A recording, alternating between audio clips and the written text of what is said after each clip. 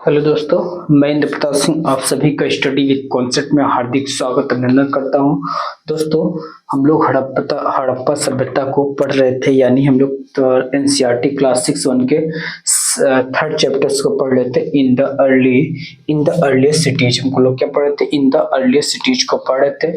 उसमें दोस्तों हम लोग लास्ट लेक्चर में हम लोगों ने पढ़ा था वहाँ के हाउस कैसे थे, वहाँ पे स्ट्रीट कैसे थे, वहाँ पे ड्रेस यानी वहाँ पे घर कैसे थे, वहाँ के नाले कैसे बने थे, वहाँ की गलियों कैसे बने हुए थे। इन सारी वहाँ की गलियों के स्ट्रक्चर को हमने देखा था, और जो ड्रेस जो वहाँ के नाले बने हुए थे दोस्तों, उसके पैटर्न को हमने देखा था। और हमने वहाँ पे घर जो बना था वो फर्स्ट मतलब कि 1 मंजिला भी था, 2 मंजिला भी था, 2 मंजिला था। वहाँ पे सब प्रॉपर टैंक की व्यवस्था थी। हर एक हाउस का अपना सेपरेट बाथिंग सिस्टम हुआ करता था, एक टैंक हुआ करता था जहाँ लोग अपना मतलब वेस्ट पानी को कलेक्ट करते थे। हम लोग जानते हैं वो रीजन कैसा है, रेन डिफिसिट रीजन है। यहाँ मतलब हमने बताया था कि जो आपका वेस्टर्न इंडिया है, ये कहाँ पे मतलब कि वाटर स्कॉर्सिटी रीजन है। यहाँ पे बारिश कम होती है, तो यहाँ पे थोड़ा सा पानी की किल्लत बनी रहती है। इसलिए वहाँ पे उन्होंने लोग ऐसे समस्याओं के लिए निजात पाने के लिए उन्होंने क्या किया, मतलब कि बड़े बड़े से टैंक बना करके, मतलब कि बड़े टैंक होते थे, छोटे भी टैंक होते थे। जैसे हमने मोहनजोदड़ो में ग्रेट बाथ को देखा था। ऐसे हम लोगों ने बहुत सारी चीजों को दोस्तों लास्ट वीडियो में देखा और समझा। और अब हम लोग क्या करते हैं, नेक्स्ट उन हेडिंग को देखने और समझने का प्रयास करते हैं। दोस्तों, लास्ट वीडियो को हमने थोड़ा सा रिकैप करने का प्रयास बता दिया कि हाउस को देखा था, ट्रेंस को देखा था, स्ट्रीट यानी गलियों को देखा था, और हमने बताया था कैसे जेंटल स्लोप पे बनाया गया। जेंटल स्लोप क्यों होता है?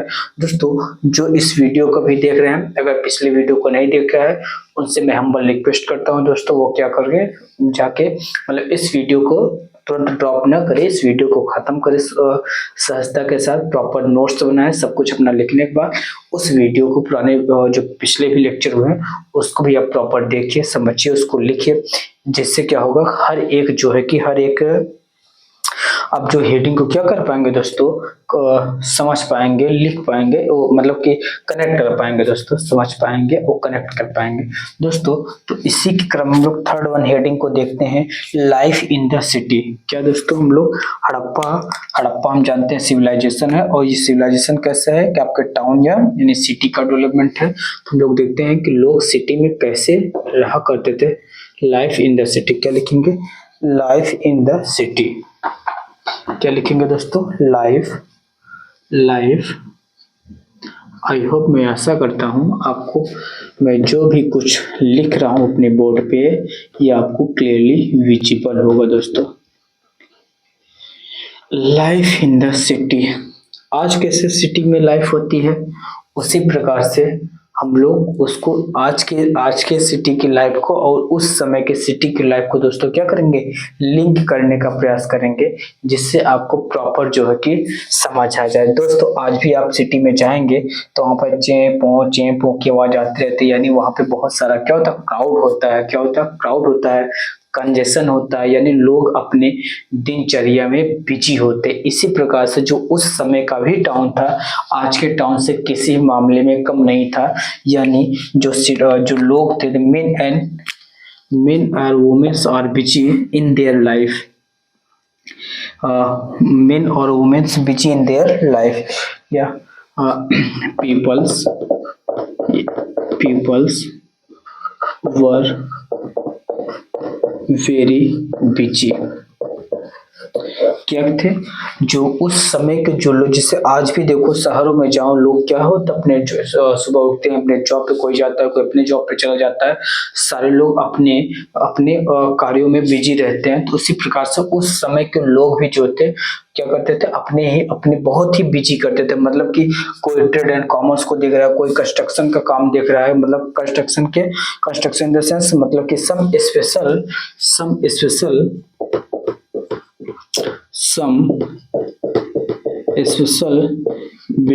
बिल्डर्स हुआ करते थे। क्या हुआ करते थे, जो रूलर, जो वहाँ पे रूलर हुआ करते थे, रूलर हुआ करते थे या प्रीस्ट हुआ करते थे, जो आपके सिटाडेल वाले रीजन में निवास करते थे। वो क्या करते थे, कुछ जो सम मतलब कि वो हमेशा जो कि शहर को एक्सपेंशन करने के लिए कुछ न कुछ कंस्ट्रक्शन एक्टिविटी करवाते थे, जिससे वहाँ के शहर की जो लाइवलीहुड है वो और सुगम हो जाए और थोड़ा सा सुव्यवस्थित ढंग से हो जाए। इस प्रकार से वहाँ पे बड़ी बड़ी चीजों का मतलब कि ड्रेस हुआ अच्छे से बनवाना, बिल्डिंग को बनवाना, इस प्रकार से वो जो लोग बड़े बड़े जो कलाकार हुआ करते थे, जो उसमें से जो बिल्डर हुआ करते थे, उनको क्या करते थे, हमेशा इस कंस्ट्रक्शन में बिजी किया करते थे। मतलब कि उनको एम्प्लॉयमेंट किया जाता था और वो लोग उसको लगातार अपने कामों में व्यस्त रहते थे।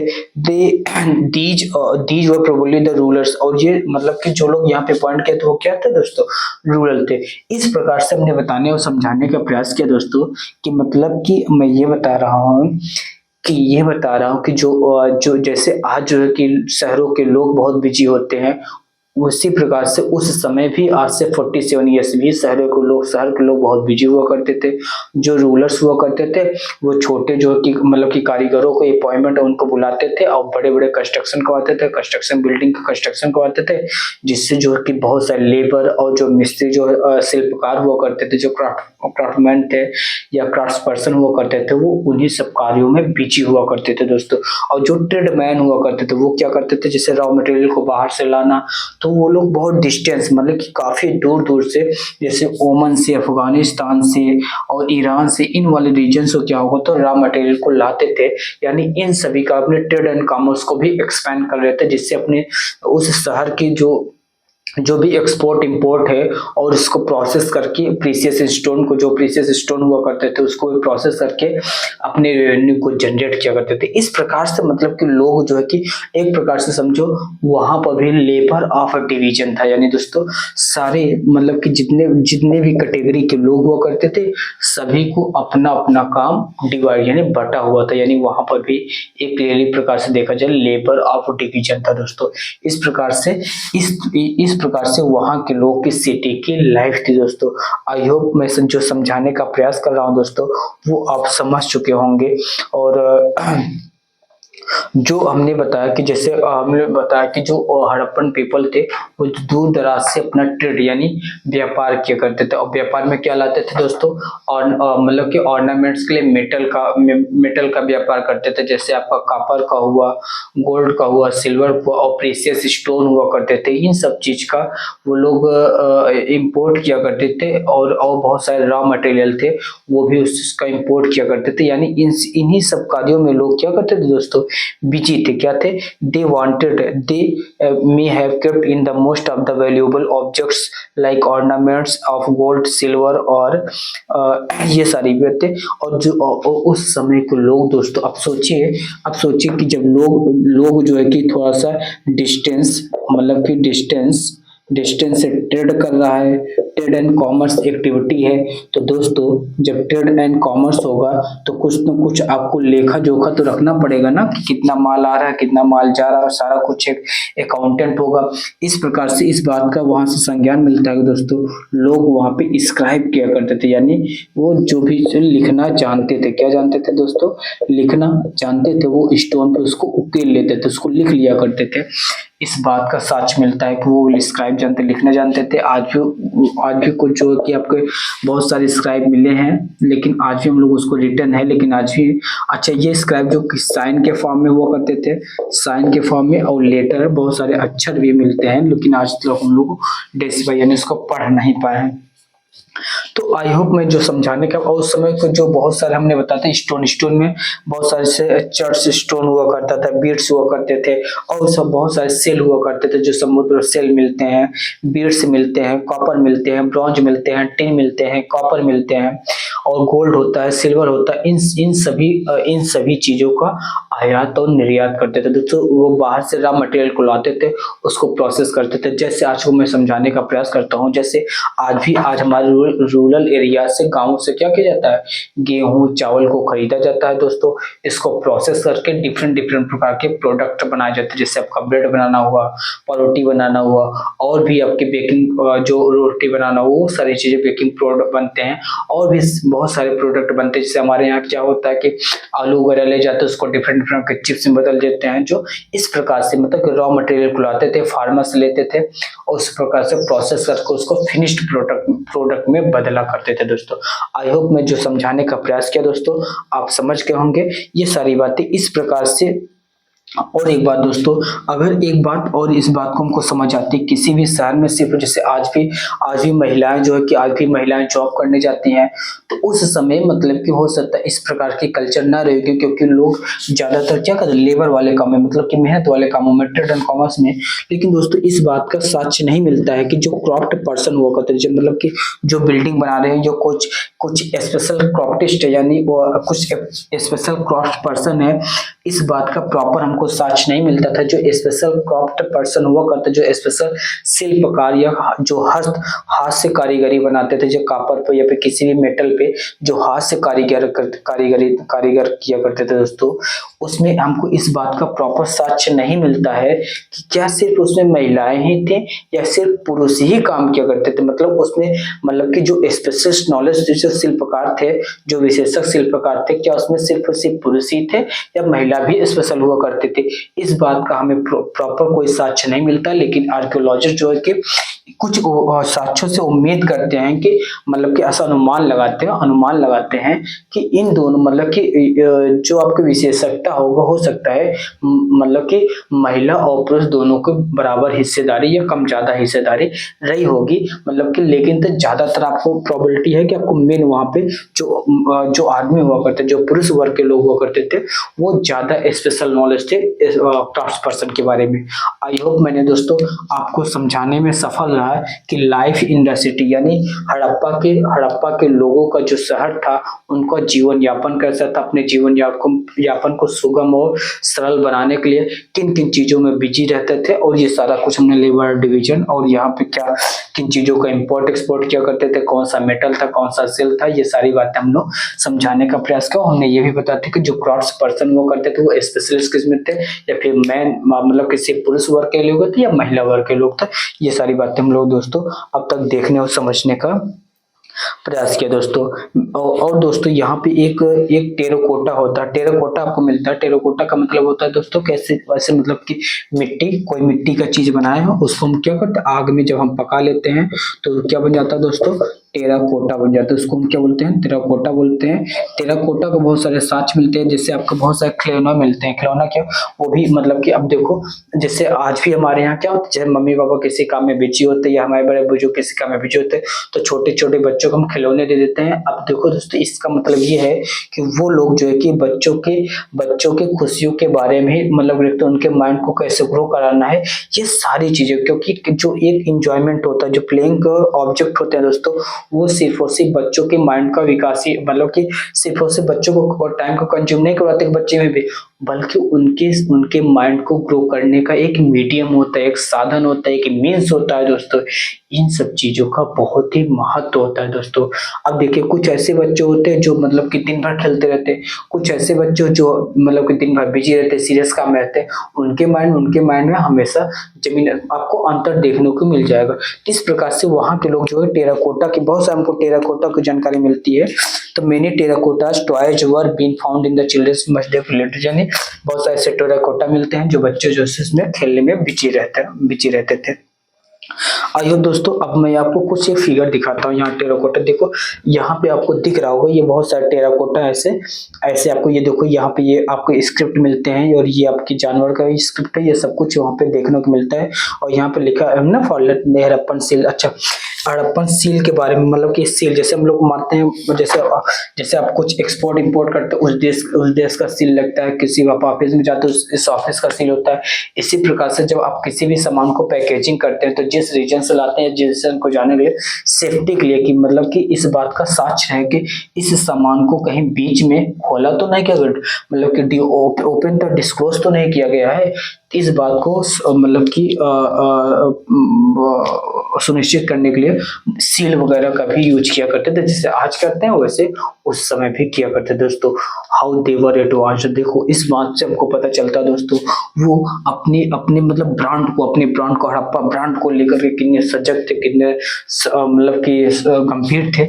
इन सारी बातों से दोस्तों हमको इस बात का संज्ञान मिलता है, ज्ञान मिलता है दोस्तों। अब हम लोग नेक्स्ट वन हेडिंग को देखने और समझने का प्रयास करते हैं। तो हड़प्पा मतलब दोस्तों ने बताया कि हड़प्पा में सील भी मिलते हैं, सील मतलब मोहर भी मिलते हैं। जो मोहर किस काम में आता है ये हम लोग बताने और समझाने का प्रयास किया दोस्तों।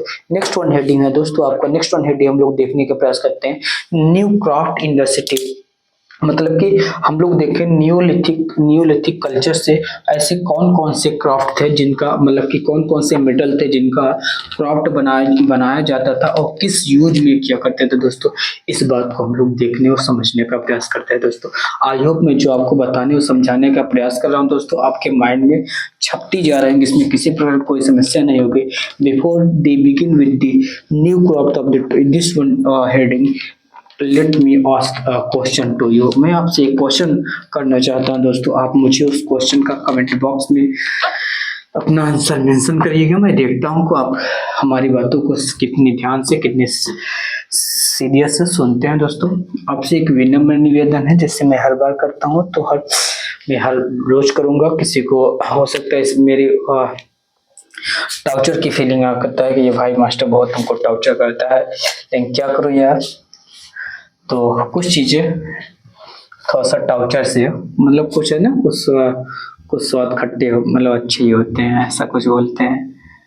तो इसके लिए मैं ये कहूँगा भाई दोस्तों, आपको अगर वीडियो अच्छी लग रही है, कॉन्सेप्ट सब कुछ ठीक ठाक लग रहा है तो दोस्तों आपसे हम्बल रिक्वेस्ट है अपने दोस्तों को ज़्यादा से ज़्यादा शेयर करें, चैनल को सब्सक्राइब करें। जिन्होंने सब्सक्राइब नहीं किया दोस्तों वो चैनल को सब्सक्राइब कर लें, जिससे आपको जो कि रेगुलर वीडियो की नोटिफिकेशन मिलता रहे, ये सब कुछ होता रहे दोस्तों। आपको वैसे भी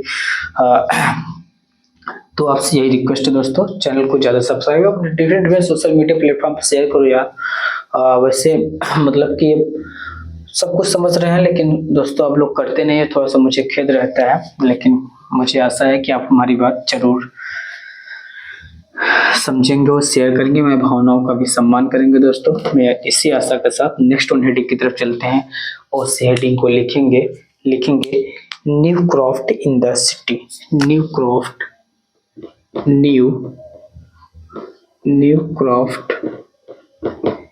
इन द सिटी। अच्छा, हमने कहा उसके पहले आपको एक क्वेश्चन देता हूँ। फर्स्ट वन क्वेश्चन सुनिएगा दोस्तों, आप बताइएगा हमको हड़प्पा किस नदी पे स्थित है। और हमने किसी एक वीडियो में बताया था जिस नदी पे स्थित है उसका 1929 यानी जब स्ट्रगल था, उस स्ट्रगल मूवमेंट चल रहा था उस समय जवाहरलाल नेहरू से उस नदी से क्या रिलेशन था, क्या उन्होंने किया था। हड़प्पा किस नदी पे, दूसरा बताना है मोहनजोदड़ो किस नदी पे है, चंद्रहोदड़ो किस नदी पे है दोस्तों, लोथल किस नदी पे है, ये आपको बताना है दोस्तों। और एक बात सबसे इम्पोर्टेंट बात बताना है, ऐसे कौन कौन से साइट है जहाँ पे फायर अल्टा मिला है, यानी यज्ञ करने का सामग्री मिला है।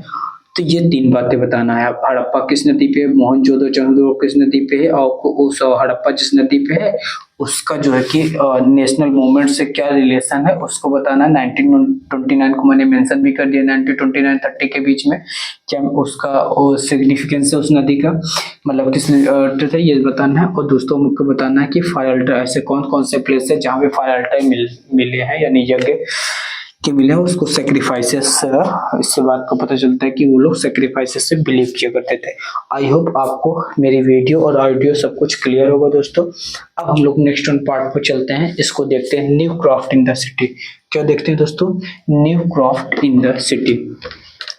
तो दोस्तों हमने अभी बताया कि जो उस समय लोग मेटल यूज किया करते थे, कौन कौन से मेटल थे उसको हम लोग देख लेते हैं। New craft in the city. तो दोस्तों उस समय जो लोग जो है कि क्राफ्ट बनाया करते थे जो दोस्तों क्राफ्ट बनाया करते थे। क्या थे दोस्तों? जो क्राफ्ट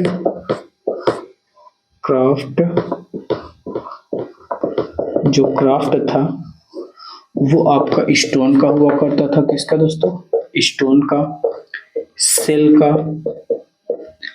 एंड मेटल का हुआ करता था। क्या हुआ करता था दोस्तों? स्टोन का, सेल का, मेटल का हुआ करता था। और इस मेटल में क्या क्या जाता है दोस्तों? इस made of found in the Harappan cities. और ये सब जो क्राफ्ट, ये जो मेटल मिलते हैं दोस्तों, ये सब हड़प्पन सिटी में मिलते हैं। ये तो हम लोग हड़प्पा के बारे में पढ़ रहे हैं, तो हड़प्पा सिटी के इस बात को तो हमको पता ही होगा। तो दोस्तों इस मेटल में देखो दोस्तों, उसमें किन किन चीज का मतलब कि क्राफ्ट बनाते थे। तो हम लोग जानते हैं कि सबसे पहला जो आपका मेटल नोन है, दैट इज मेटल है, वो कॉपर है। कॉपर को दोस्तों उस समय कॉपर है, उसको मैं लिखते हूँ। ब्रॉन्ज है। ब्रॉन्ज कैसे बनता है? कॉपर में क्या मिला देते हैं? टिन मिला देते हैं, एसएन मिला देते हैं, तो ब्रॉन्ज बन जाता है। अच्छा, वो लोग जिंक का भी यूज किया करते थे। जिंक मिल गया था आपको, टिन मिल गया था, कॉपर मिल गया था, ये सब चीज मिल गए थे। कॉपर, उसके बाद दोस्तों वो गोल्ड को भी जानते थे, सिल्वर भी यूज किया करते थे, और सारे आपके प्रेशियस स्टोन थे। क्या थे दोस्तों? प्रेशियस स्टोन थे। इन सभी का वो लोग दोस्तों यूज किया करते थे। अब देखो दोस्तों, मैं बताना चाहता हूँ कि जो गोल्ड एंड सिल्वर थे, इनका जो है कि ऑर्नामेंट्स और वेसल्स बनाते थे। क्या बनाते थे?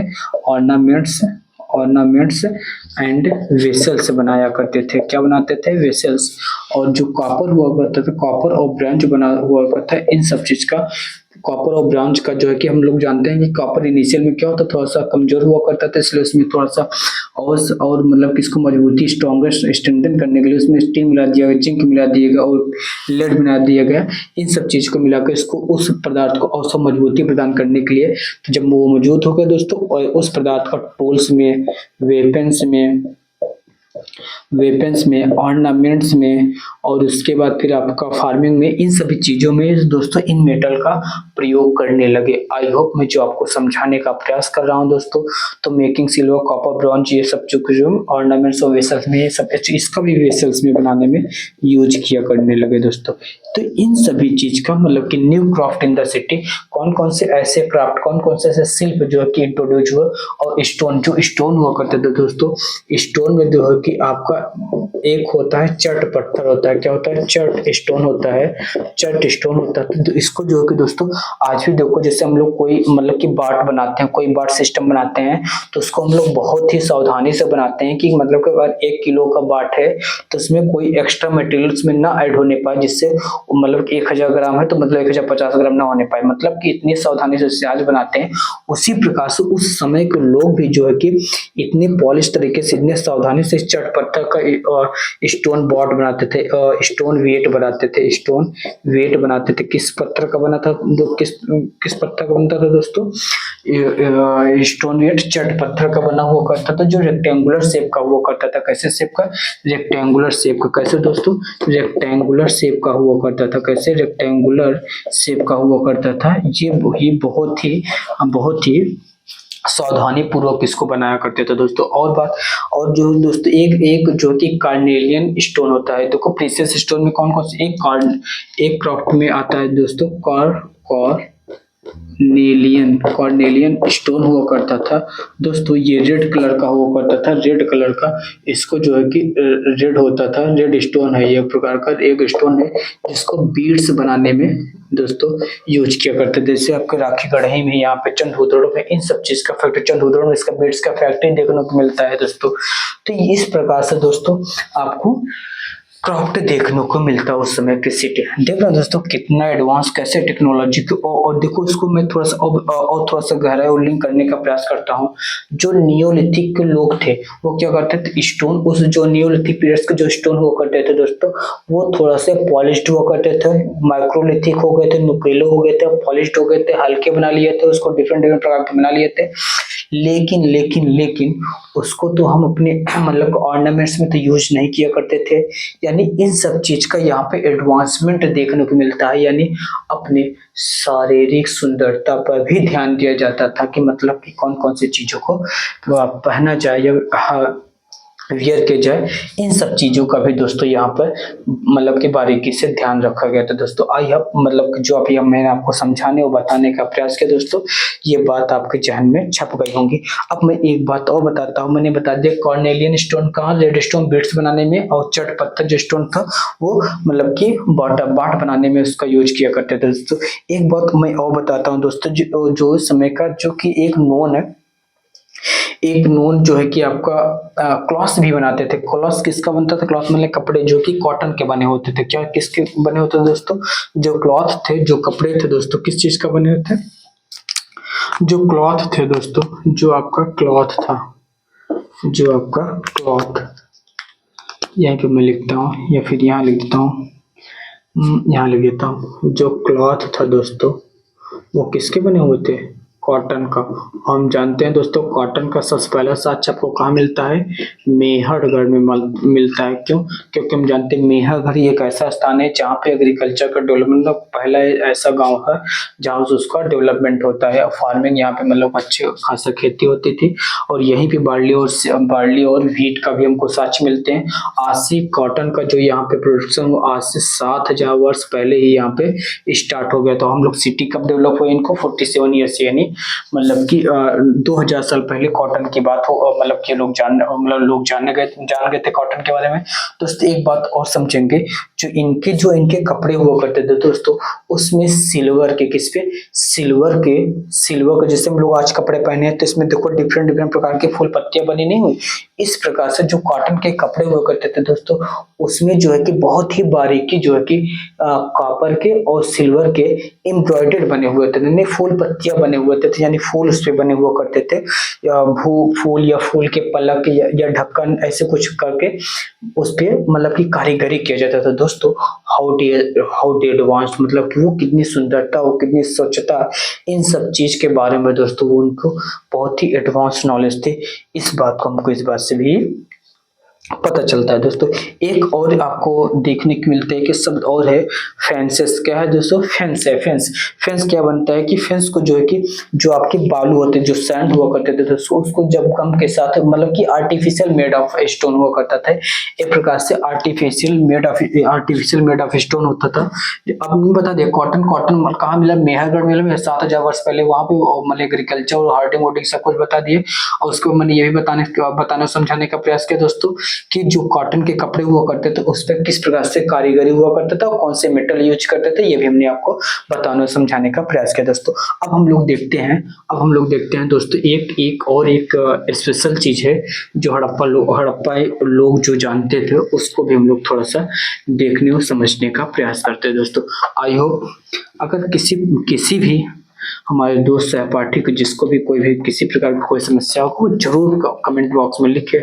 मैं उसको फिर नेक्स्ट वन वीडियो में क्या करेंगे, before begin with that topic, मैं उस क्वेश्चन को पहले डील करूंगा, उसको समझाऊंगा, उसको समझेंगे, उसके बाद फिर हम लोग नेक्स्ट वन टॉपिक की तरफ चलेंगे। हम लोग यहाँ पे जितने ही बच्चे होंगे 1 बाय 1 सबका यहाँ पे मेंटरशिप होगा, यानी सबकी समस्याओं का समाधान होगा दोस्तों।